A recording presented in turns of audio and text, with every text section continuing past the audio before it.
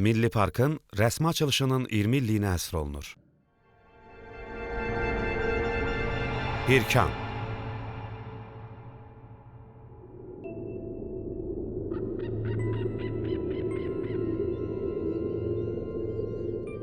Bu meşənin 60 milyon yaşı var. Yaşadığı fəlakətlərin sayına görə Hirkan meşəsi yabanı təbiətin rekordçusudur. O, planetimizin onlarla istiləşmə və buzlaşma dövründən sağ çıxaraq öz ilkin görkəmini bugünə qədər qoruyub saxlayıb. Hirkan meşəsi milyonlarla illik təkamül nəticəsində təkmilləşmiş mükəmməl bir orqanizmdir. Bura ön Asiya bəbirləri, qonur ayları, vaşaqlar, canavarlar və dəmir ağacların dünyasıdır.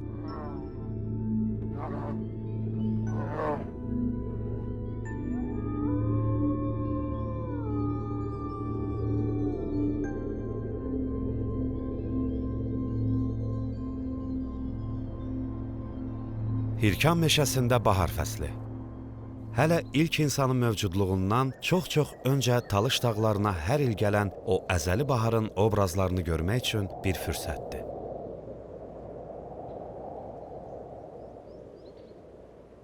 Bu yerlərin yaxınlığındakı dağlar sonuncu dəfə buzlaqların hərəkətini təxminən 2 milyon il əvvəl dayandırıb. O vaxtdan bəri burada demək olar heç nə dəyişməyib.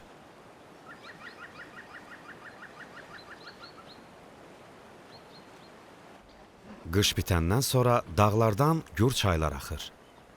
Hirkan meşəsində böyük sular mövsümü başlayır. Bu quşların və amfibiyaların konsert vaxtıdır.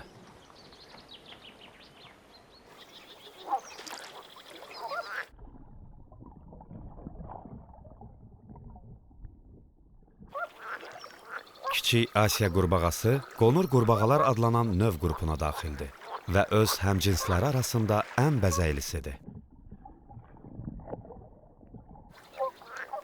Digər qurbağalardan fərqli olaraq, bu növdə cütləşmə dövründə dişilər erkəklərdən daha əlvan olurlar. Payızda, oktyabrın əvvəlində Kiçik Asiya qurbağaları öz cütlərini seçirlər.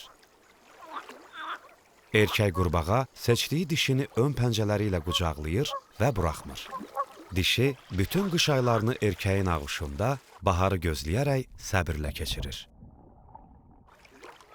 Sular isinən kimi cütləşmə libasına bürünmüş qurbağalar kürü tökməyə başlayır. Erkəklər isə nəğmə oxuyur.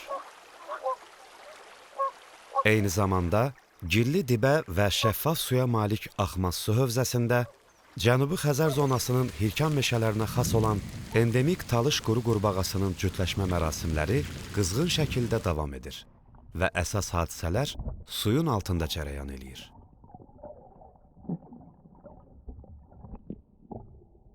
Qonşusu olan Kiçik Asiya qurbağası kimi onun da çoxalma müddəti qısadır, cəmi 2-3 gün.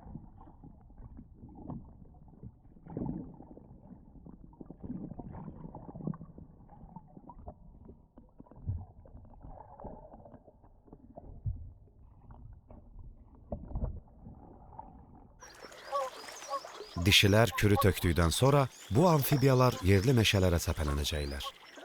Bu meşələr dəmirağac meşələridir. Su hövzəsi isə quruyacaq.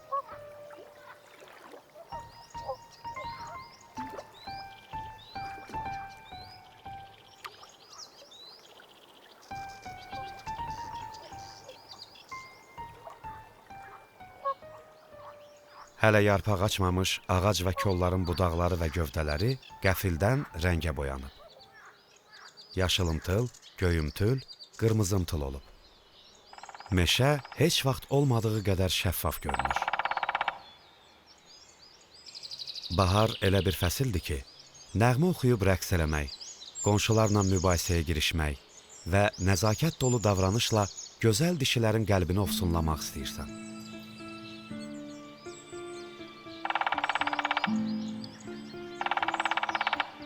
Bu meşənin ən səs-küylüsü Talış böyük əlvan ağac dələnidir. O da Hirkan meşələrinin endemik sakinidir. Onun bahar nəğməsi, şaqraq təbil çalması sübh tezdəndən hava qaralana qədər kəsilmir.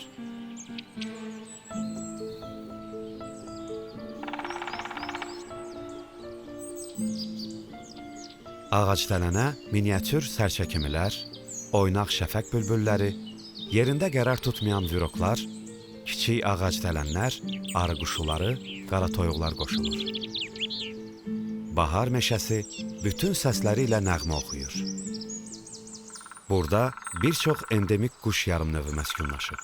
Kiçik ağacdələn, sitta, uzunquyruq arıquşu və zığzığ quşlarının öz yarımnövləri var.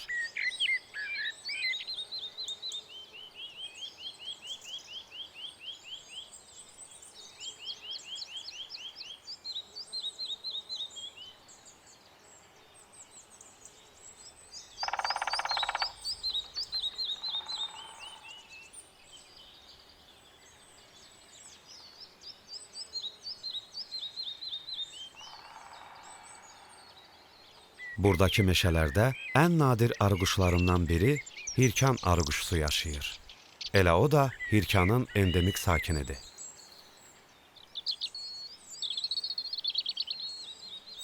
Onun arealı dağ meşələrinin uzunluğu 500 kilometri keçməyən dar bir zolağını əhatə eləyir.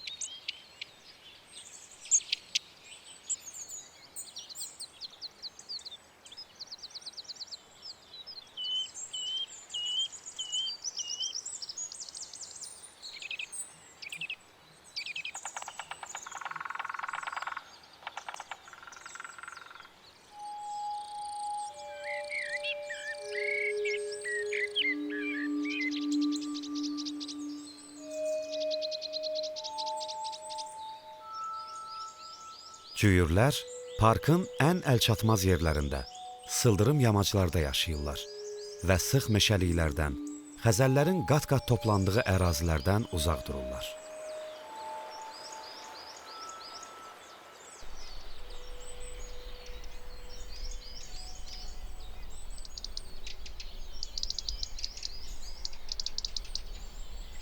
Canavarlarsa onların izi ilə gedir.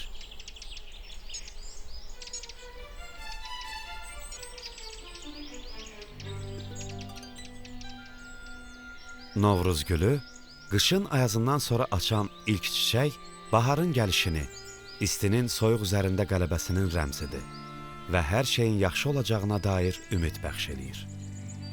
Hirkan parkı subtropik iqlim qurşağında yerləşir. Bura nadir hallarda qar düşür. Əvəzində Novruz gülləri bütün qış boyunca çiçəkləyir.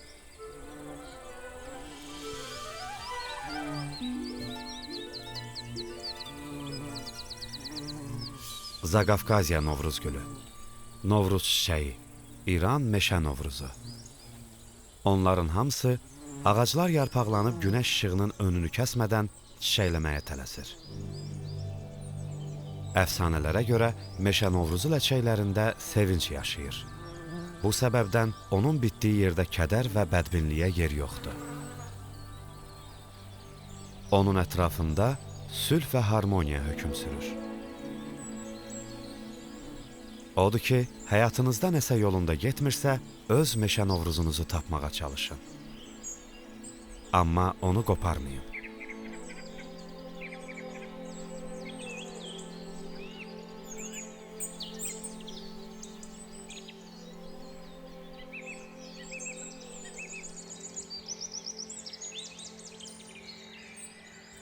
Azərbaycanın relikt meşələrində oduncağı suda batan, sərt şaxtalara tab gətirən və müstəsna möhkəmliyə malik sirli bir ağac bitir.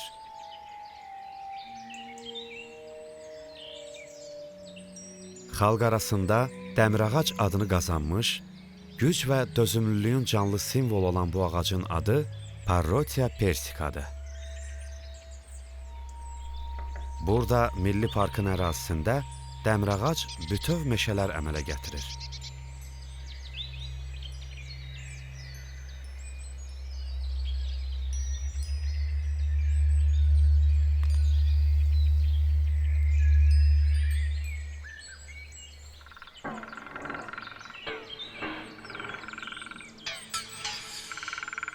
Dəmirağac 3-cü geoloji dövr reliktlərinə aiddir. Bu o deməkdir ki, bu növ 5 milyon yarım il əvvəl mövcud olub. Bitkinin yabanı halı Azərbaycan və İranın yalnız dağ meşələrində qalmaqdadır. Bu ağaclar adətən 300 il, nadir hallarda isə 500 il yaşayır və hündürlüyü 25-30 metrə çatır. Bu ağaclar sanki yarı əfsanəvi varlıqdır. Rəvayətə görə onlar bir-birinə sarmaşaraq, gövdələrini birləşdirərək bir-birini dəstəkləyə və sağalda bilir. Onlar keçilməz cəngəlliklər yaradır. Zirvələri ilə də buludlara çatır. Dəmir ağacların səltənətinə daxil olarkən insan özünü uşaq kimi hiss eləyir. Deyilənə görə dəmir özünə məxsus bir maqnit sahəsi yaradır. Elə bil burada da oxşar bir şey baş verir. Bu meşə xəyallarla doludur.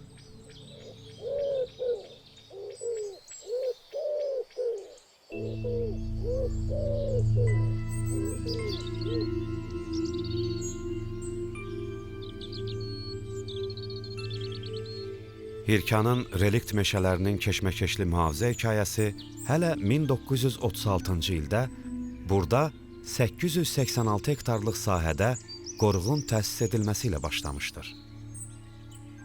1951-ci ildə qoruq ləğv edildi. Lakin 1958-ci ildə Lənkəran qoruğu adı ilə bərpa olundu. 1961-ci ilin iyununda Qızılağac qoruğunun filialına çevrildi. 8 il sonra 1969-cu ildə qoruq yenidən müstəqillik qazanaraq Hirkan adlanmağa başlandı. Nəhayət, 9 fevral 2004-cü ildə Azərbaycan Respublikasının prezidenti cənab İlham Əliyevin sərəncamı ilə Lənkəran və Astara rayonlarının inzibati ərazisində Hirkan Milli Parkı yaradıldı. 2005-ci ilin sentyabrında isə parkın təntənəli açılış mərasimi keçirildi. 2008-ci ildə parkın ərazisi 2 dəfə genişləndirildi. Parkın yaradılmasında əsas məqsəd rütubətli subtropik landşafların kompleks şəklində qorunması, relikt və endemik flora və fauna növlərinin mühafizəsi, Azərbaycan Respublikasının Qırmızı kitabına daxil edilmiş nadir və nəsli kəsilməkdə olan növlərin qorunub saxlanılması, ətraf mühitin monitorinqinin həyata keçirilməsi, həmçinin turizm və istirahət üçün əlverişli şəraitin yaradılmasıdır.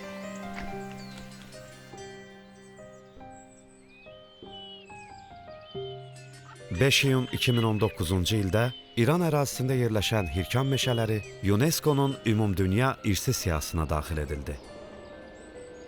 2023-cü ildə isə Azərbaycanda yerləşən Hirkan meşələri ərazisi də bu siyahıya əlavə olundu. Milli parkda az sayda çay olsa da, onlardan birinin dərəsində 1976-cı ildə Xanbulan kimi poetik ada malik 400 hektarlıq sahəni əhatə eləyən nəhəng su anbarı salınmışdır. Bu su anbarı yerli relikt meşələrə sərinlik bəxş eləyərək qızmar yay aylarını mülayimləşdirir. 2016-cı il. Həmin il su anbarında yenidən qurma işləri aparıldı və su müvəqqəti olaraq boşaldıldı.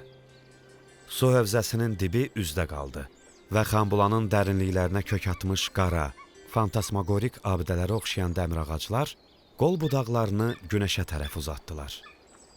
Onlar 40 il suyun altında qalmış və bircə ağac da aşmamışdı. Qərb tərəfdən sahil xətti saysız-hesabsız kiçik körfəzlərlə səciyyələnir. Məhz buradan gölə çoxsaylı kiçik çaylar axaraq bu su anbarını qidalandırır. Böyük suların gəldiyi yaz mövsümündə qonşu Bəşəri çayının dərəsindən axan suyun da bir hissəsi bura istiqamətlənir. Sahilyanı ərazilərdə cüllütlər, vağlar və qağaylar kimi quşlar istirahət eləyir, qidalanır və yuva qururlar.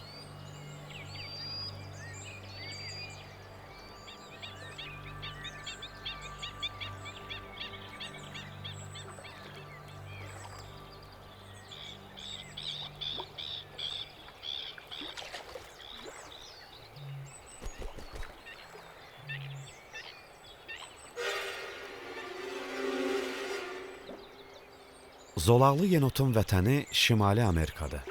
Azərbaycana bu növ 1941-ci ildə gətirilərək iqlimə uyğunlaşdırılıb. Amerikadan bura bu heyvanın bir neçə onluğu köçürülüb. Zolaqlı yenot Hirkan Milli Parkının, xüsusilə də ovalıq və dağətəyi meşələrin təbiətinə yaxşı uyğunlaşıb. Hazırda yenotların ən sıx məskunlaşdığı ərazilər su anbarının ətrafı və dağ çaylarının hövzələridir. Bu heyvanlar alatoranlıqda və gecə saatlarında fəallaşır. Qidanı çay və göl sahillərində, dayaz sularda və bataqlıqlarda tapırlar.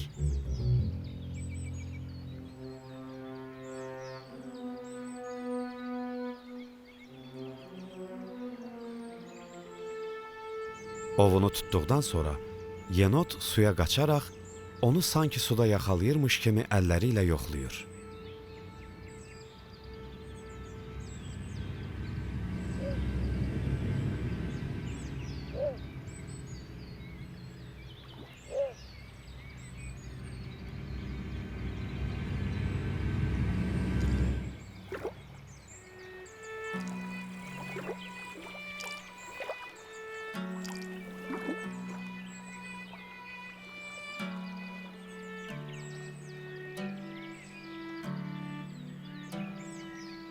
Kiçik danquşu Vağlar fəsiləsinin ən kiçik nümayəndəsidir. O, orta ölçülü güvərçin boydadır və çox gizli həyat tərzinə malikdir. O, su anbarında həmişə su üzərində, keçilməz kol və qamışlıqlarda məskən salır. Cütlər öz yuvalarını da məhz burada qurur.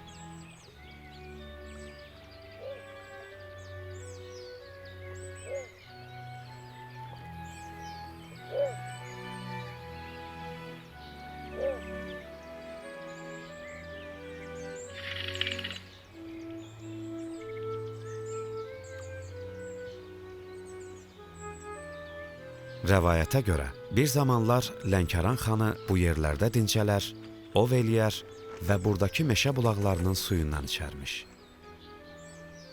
Xanbulan, yəni xanın bulağı adı da buradan gəlir. Burada subtropik iqlim hökm sürür. Yay aylarında sıx meşələrin yaratdığı sərinlik bu məkanı istirahət üçün misilsiz bir güşəyə çevirir.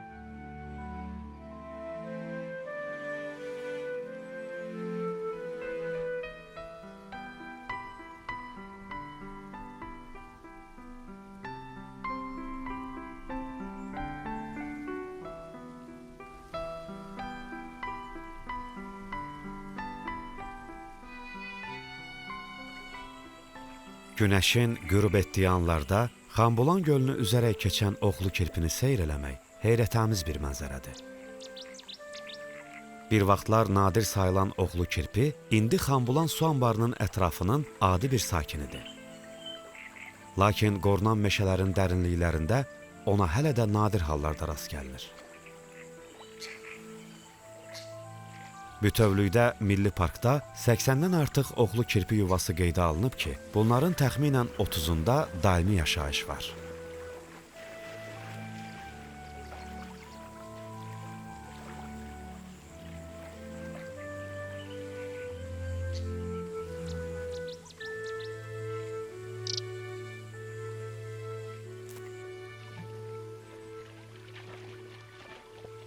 Yayın istisində göldə hamı çimir.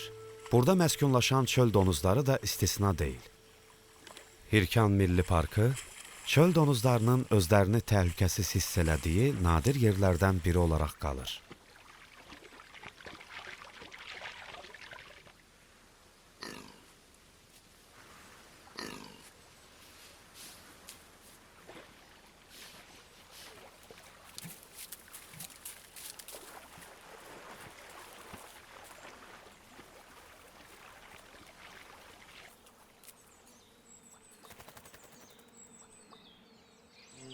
Parkın düzənlik meşə sahəsi əsl tropik meşədir.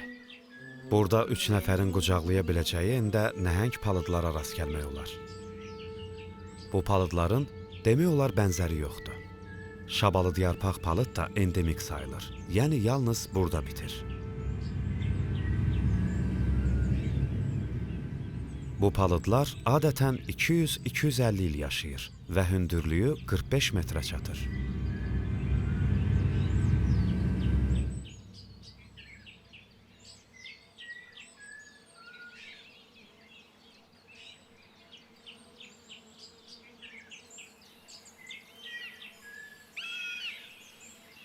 Qeyri-adi palıdların altında qeyri-adi canlılar aləmi yayılıb.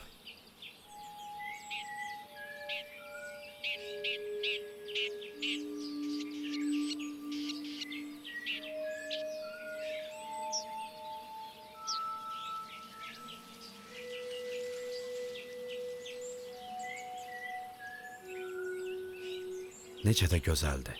Amma bu ilan deyil, kərtənkələdir. Həm də adi yox, ayaqsız kərtənkələ. Onun elmi adı sarı koramaldır.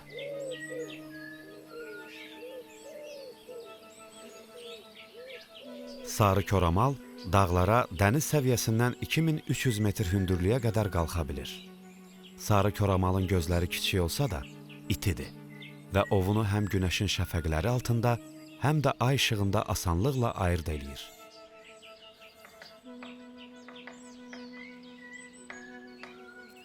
Bu kərtənkələ seyrək yarpaqlı meşələrdə, xüsusilə də onların ətəklərində, sıx kolluqlarda məskunlaşır. Ona çay vadilərində və dağətəyi ərazilərdə rast gəlmək mümkündür. Amma harda olursa olsun, o həmişə yorulmaz və zəhmətkeşdir. Sarı koramalın rasionunu çılpaq ilbizlər, sıçana bənzər gəmiricilər, kəpənək tırtılları və böcəklər kimi bir çox zərərli qida təşkil edir.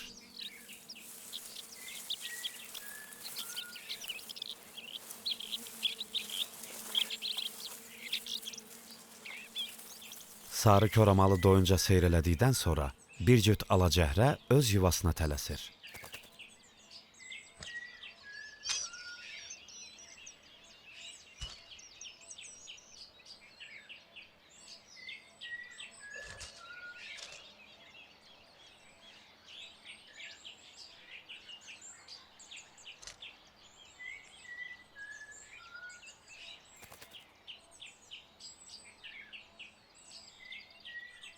Dağlarda, ağaclarda və insanların qurduqları çardaqlarda özünə evlər tik. Sonra bütün meyvələrdən ye və Rəbbinin sənin üçün asanlaşdırdığı yollarla get. Onların qarınlarından insanlar üçün müxtəlif rənglərdə şərbət çıxart. Şübhəsiz ki, bunda düşünən insanlar üçün bir ibrət vardır. Müqəddəs Qurandan gətirilən bu ayələr Allahın heyrətamiz bir məxluqa, arıya müraciətidir.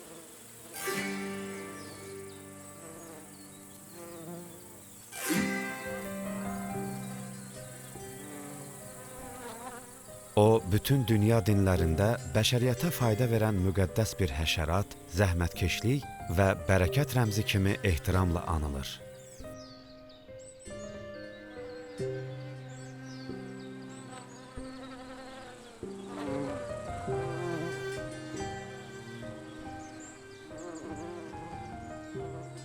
Hirkan Milli Parkı yerli arı irqinin təbii şəraitdə yaşadığı nadir yerlərdən biridir. Hələ 4-cü əsrdən etibarən Azərbaycan ərazisində meşə arıçılığı, balın ağac koğuşlarından yığılması və balovu geniş yayılmış, 18-ci əsrdənsə ev, pətək arıçılığı inkişaf eləməyə başlamışdı. İnsanın ən qədim ailə sənəti olan meşə arıçılığı, ən qədim ictimai varlıq olan arı ailəsi ilə sıx əməkdaşlığa əsaslanır. Bu, iki dünyanın, insan və vəhşi təbiət aləminin min illik dialoqunun layiqli bir nümunəsidir.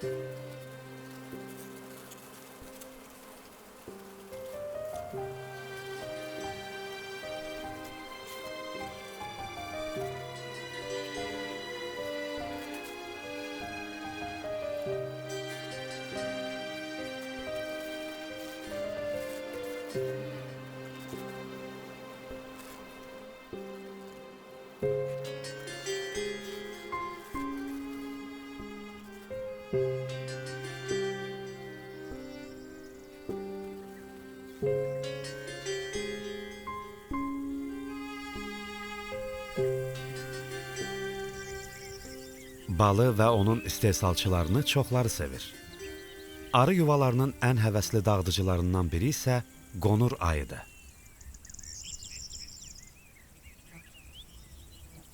Düzdür, yayda, yəni giləmeyvə və meyvələr yetişənə qədər ayıların əsas yemini müxtəlif otlar təşkil eləyir. Ayılar şirəli yaşıllıq axtararaq yüksək dağ yaylaqlarına üst tutur.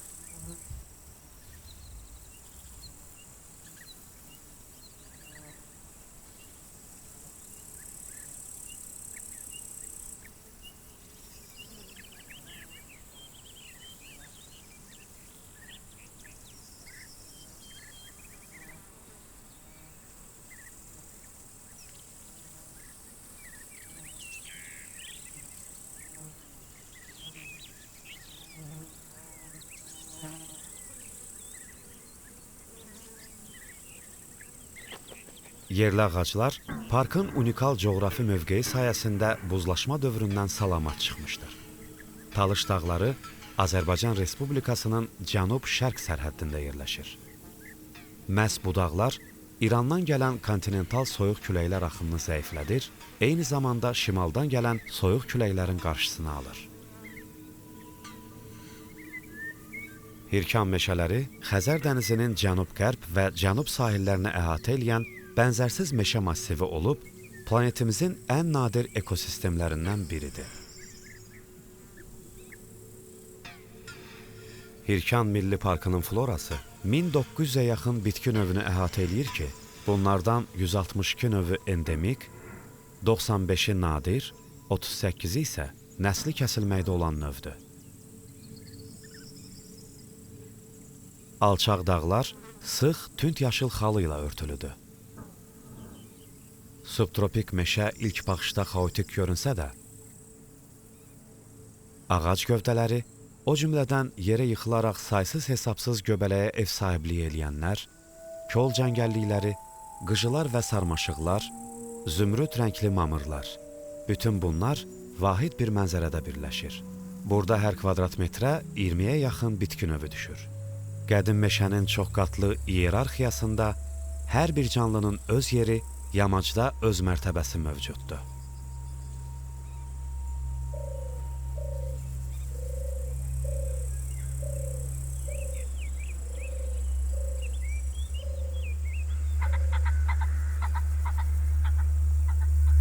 Talış qırqovulu Hirkan parkının daha bir endemik incisidir. O, Hirkanın dağ ətəyi və orta dağlıq zonasındakı keçilməz meşələrində və sıx kolluqlarında yaşayır.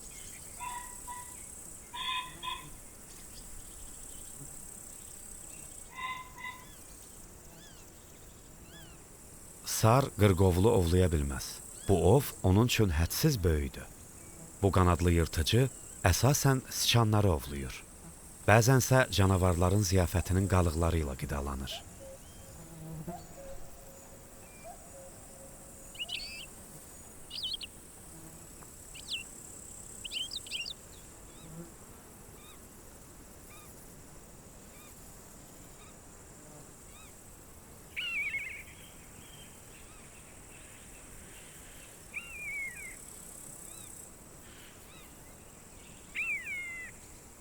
Böyük qaya sittası Qafqaz kələzlərinin hökmranlıq elədiyi ərazidə özünə məskən salıb.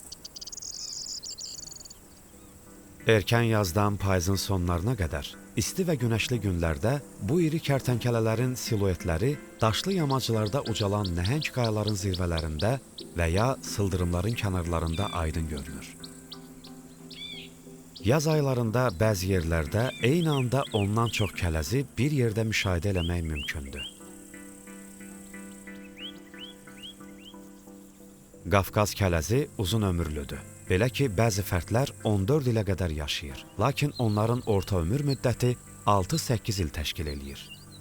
Heyvanların əksəriyyətinin daimi fərdi əraziləri var və onlar bütün ömürləri boyu bu ərazini tərk eləmirlər. Öz ərazisi olmayan erkəklər subay qalırlar. Dişilər öz erkəyinin ərazisində yaşayır və onun ailə qrupuna daxil olurlar. Bir qrupda 4-ə qədər dişi ola bilər.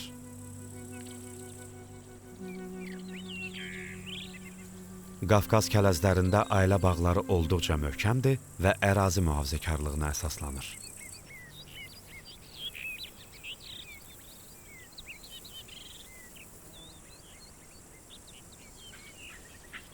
Talış dağlarının sıldırım zirvələri üzərində əzəmətli yırtıcılar süzür.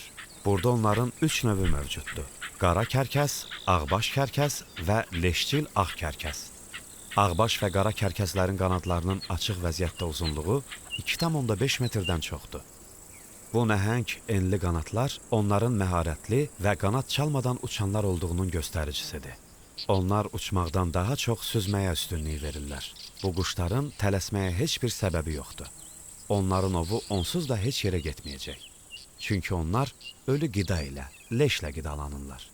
Elə bu səbəbdən onlar leş yeyənlər adlandırılırlar. Onlara həm də qanadlı sanitarlar deyirlər. Bütün qanadlı leş yeyənlər iti görmə qabiliyyətinə malikdir. Güclü və geniş qanadları sayəsində qara, ağbaş və leşçil ağ kərkəzlər çox böyük hündürlüyə, 2 kilometrə qədər yüksələ bilir.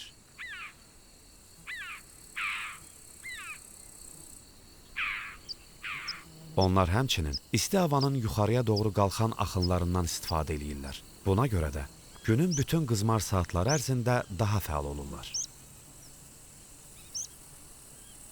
Səhərlər və axşamlar isə mümkün qədər dincəlməyi sevirlər.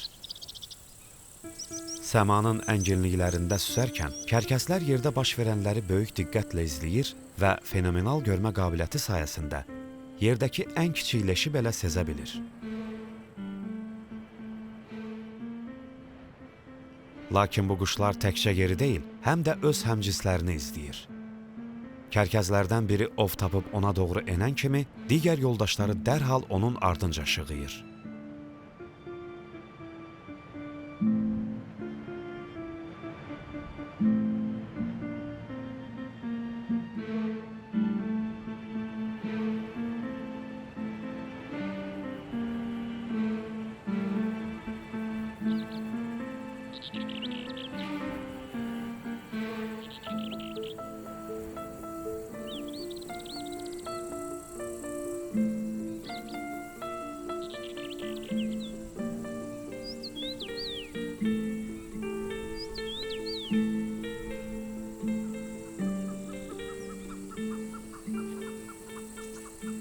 Yırtıcı quşların səmada hərəkətini Asiya kəklikləri və ya xınalı kəkliklər də diqqətlə müşahidə eləyir. Kəkliklərin özünə məxsus gün rejimi var. Səhərlər onlar ərazini gəzərək özlərinə yem axtarırlar. Günortaya doğru su içməyə gedirlər.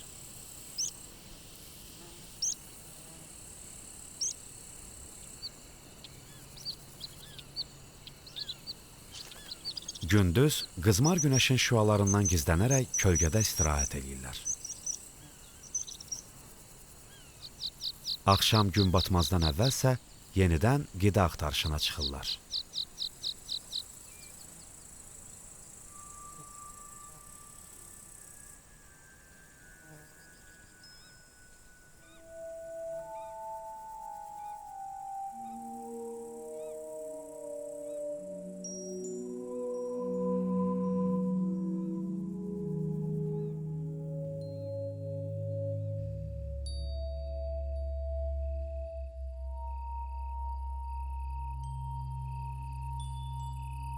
Səbirsiz porsuq balaları qaranlığın çökməsini gözləmədən yuvalarından boylanırlar.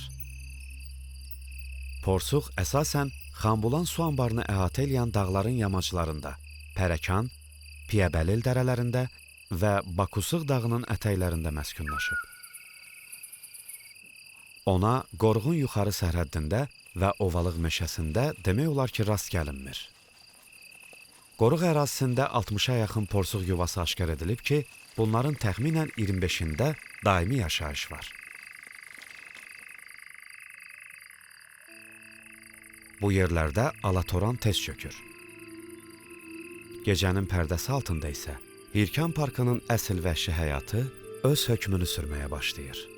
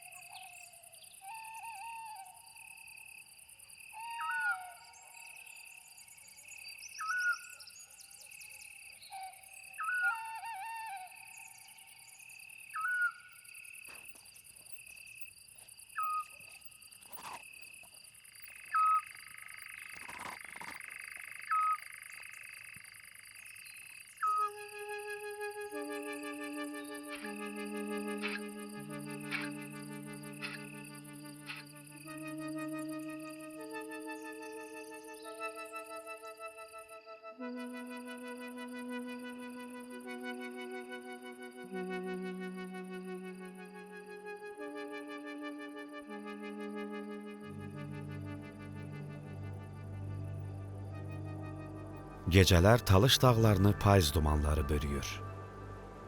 Sübh tezdənsə güclü küləklə birləşərək qayalar və ağaclar ətrafında əsl rəqs nümayiş etdirir və yarpaqların, otların, qıcıların sonsuz bir hərəkətə gəlməsinə vəsilə olur. Dağlıq ərazi narahat təəssürat yaradır. Lakin 1-2 saat keçdikdən sonra dumanlar çəkilməyə başlayır. Onların hərəkəti yavaşlayır, külək səngiyir və dağların yamaclarında inanılmaz rəng simfoniyası üzə çıxır. Hirkan meşəsi payızda.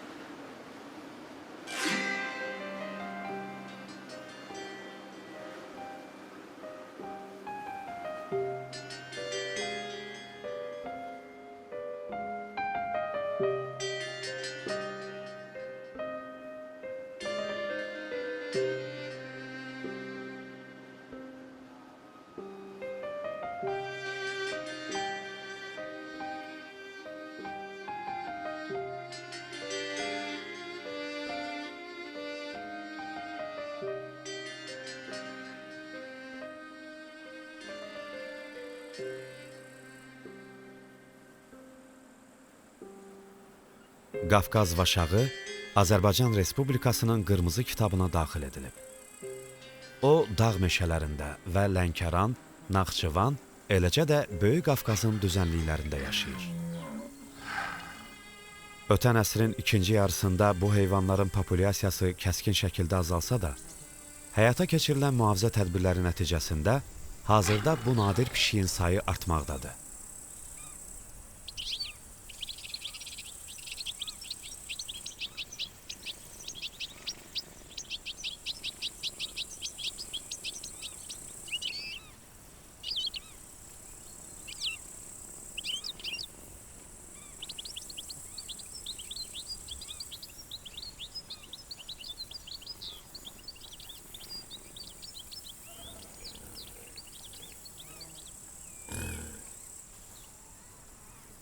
Lənkəran ovalığı və dağlarında çöl donuzunun sayı daim dəyişir. Əlverişli iqlim şəraiti, mülayim, az qarla müşayiət olunan qışlar və bol yem ehtiyatı çöl donuzlarına qoruq ərazisində il boyu yaşamağa imkan verir. Onların ən sıx məskunlaşdığı yerlər Üləsi, Güqləband və Bakusıq silsilələrinin yuxarı hissələridir.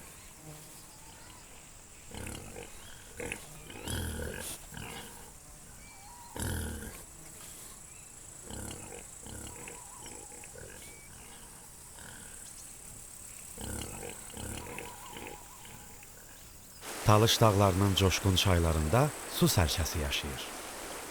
Bu quş öz adını üzmək, suya baş vurmaq və hətta dayaz suların dibi ilə hərəkət eləmək kimi heyrətamiz bacarıqlarına görə alıb. Aid olduğu sərçə kimilər dəstəsində başqa heç bir növ belə məharəti ilə öynə bilməz. O, səsküylü şəlalələri bir anda uçaraq dəf eləyə bilən, üstəlik bu zaman nəğmə də oxuyan bir quşdur.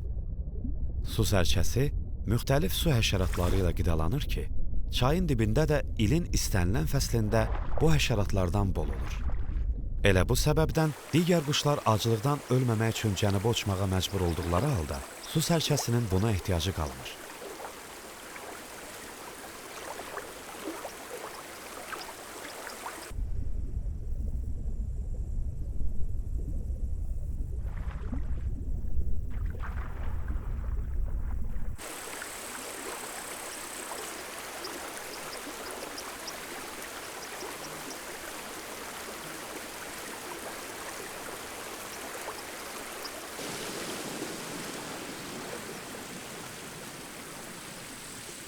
Hirkan Milli Parkının dağ silsilələri Araz çayının axdığı dağarası çökəkli ilə ayrılır.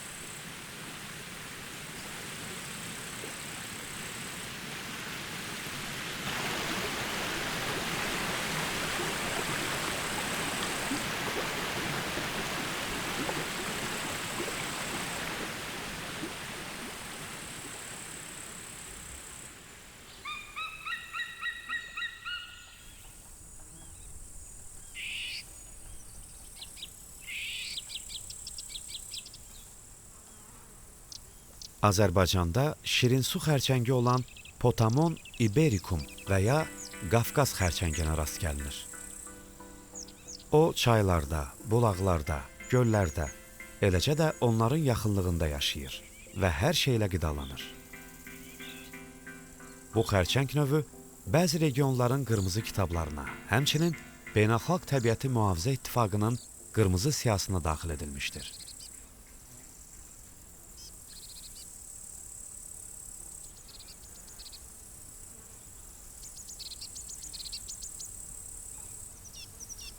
Hirkanda payız, meyvə, giləmeyvə və göbələklərin yetişdiyi fəsildir.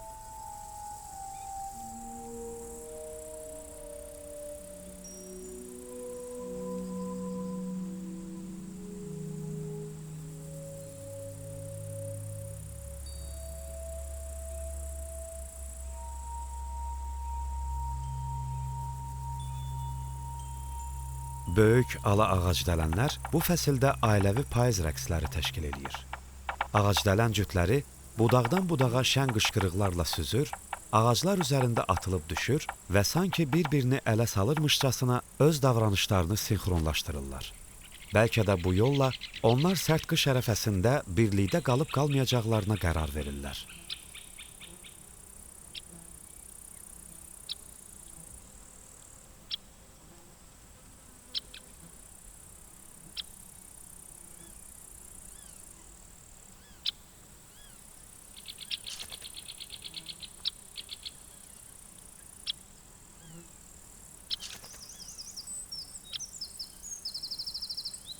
Günəşli payız Hirkan meşəsi, qəfildən quşların cikkiltisi, fit səsləri və hətta əsl nəğmələrlə canlanır. Şəfəq bülbülləri xüsusi səylə oxuyurlar.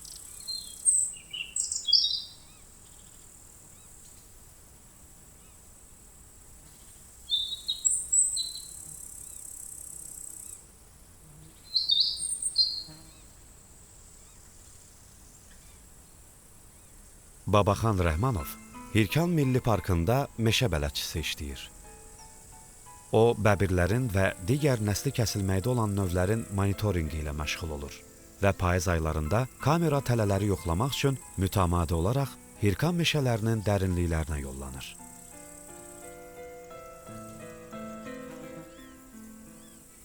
Bu diyarın tarixi bənzərsizdir və bütün ölkənin mürəkkəb tarixinin ən maraqlı anlarını özündə əks etdirir. Regionda aşkarlanan arxeoloji tapıntılar hələ eramızdan əvvəl 3-cü minillikdə Tunç dövründə bu torpaqlarda insan məskənlərinin olduğunu təsdiq eləyir. Yerli sakinlər qədim zamanlardan bu ərazidə əkinçilik, maldarlıq, bağçılıq, balıqçılıq, ipəkçilik, arıçılıqla məşğul olublar. Bu ərazi qərblə şərqi birləşdirən əsas karvan yolları üzərində əlverişli bir mövqedə yerləşib. Park öz qoynunda müxtəlif dövrlərə aid çoxsaylı mədəni tarixi abidələri qoruyub saxlayır.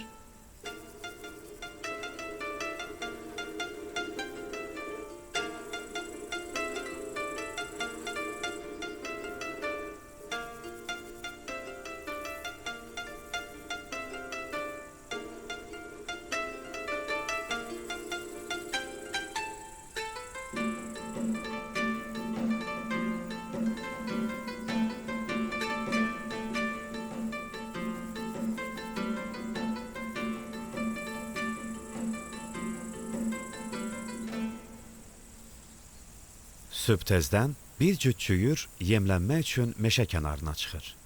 Babaxan da bu zərif heyvanları zövqlə izləyərək anlayır ki, meşədə cüyür və çöl donuzu varsa, deməli, bəbir də olmalıdır.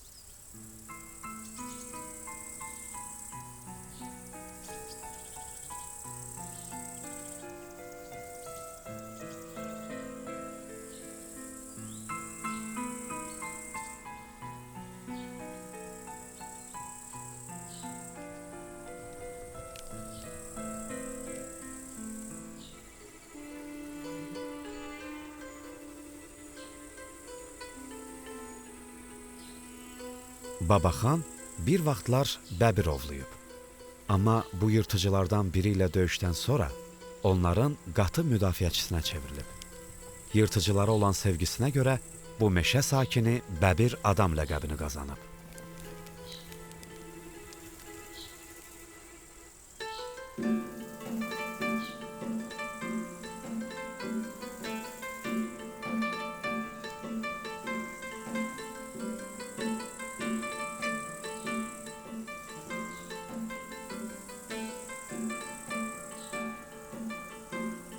Ön Asiya və ya Qafqaz bəbiri dünyanın ən nəhəng bəbirlərindən biridir.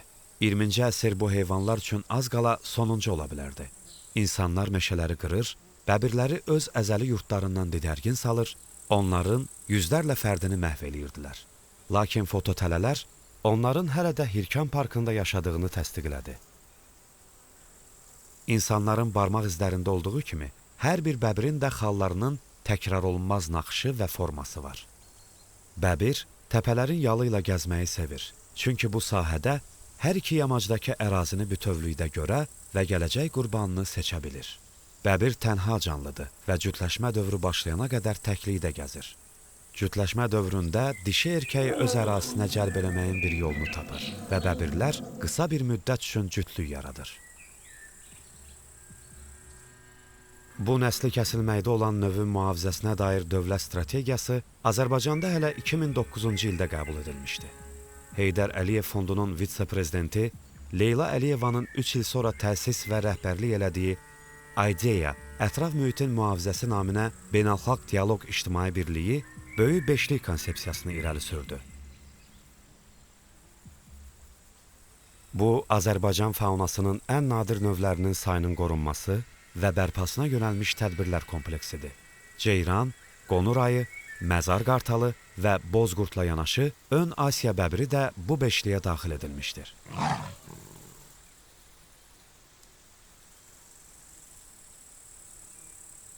Son məlumatlara əsasən, Azərbaycanda yaşayan Ön Asiya bəbiri fərdlərinin sayı 13-17 arasındadır. 2025-ci ildə bir cüt Ön Asiya bəbiri Bakı Zooloji Parkında da məskunlaşdırıldı. Yəqin ki, zamanla bu cütlüyün balaları dünyaya gələcək və böyümüş gənc bəbirlər Azərbaycanın vəhşi təbiətində öz yerini tapacaq.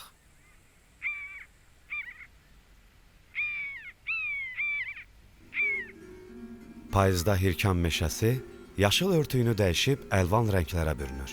Ağac gövdələrini örtən mamırlar zümrüd rəngi alır.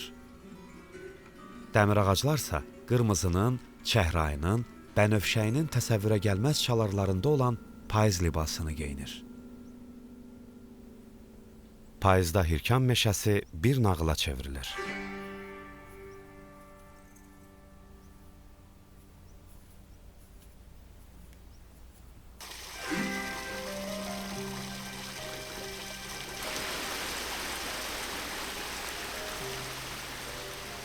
O, qışın gəlişini hiss eləyərək bir anlıq səssizləşir, sükuta qərq olur.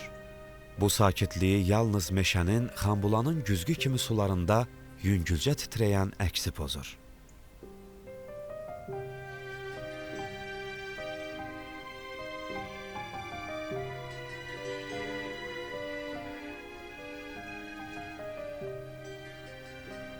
Gölün özü isə qartallar və dəniz qartalları, qutanlar, qu quşları və ördəklər kimi müxtəlif köçəri quşların iştirak elədiyi bənzərsiz bir gözəllik müsabiqəsinin nümayiş salına çevrilir.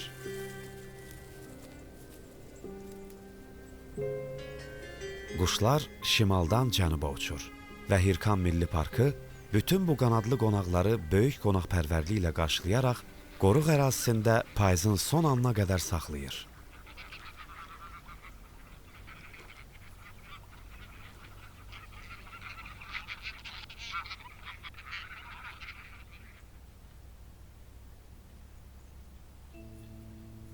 Heç bir ayda keçməyəcək ki, meşə quşları bahar nəğmələri oxuyacaq. Tumurcuqlar şişəcək, Novruz gülü oyanacaq və Hirkanın həyatında daha bir yeni ilin ilk səhifəsi açılacaq. 60 milyon yaşı olan relikt meşə.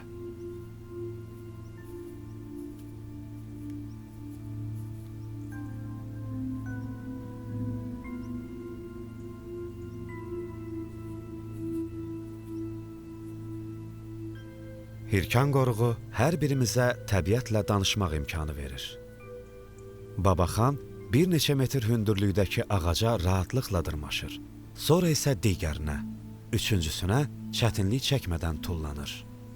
Sanki bir bəbir kimi ağacların zirvəsində donub qalır.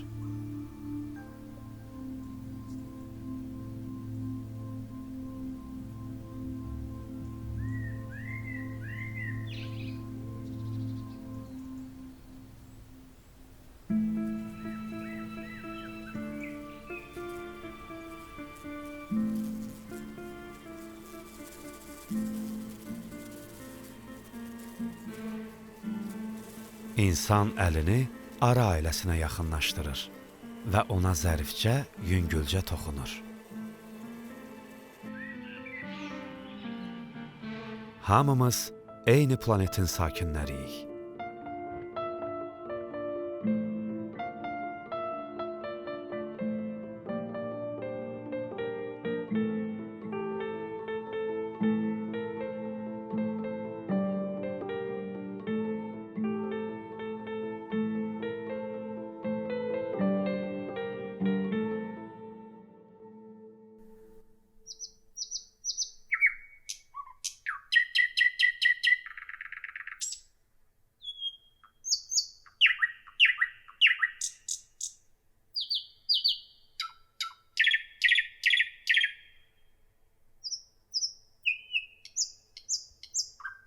Idea 2025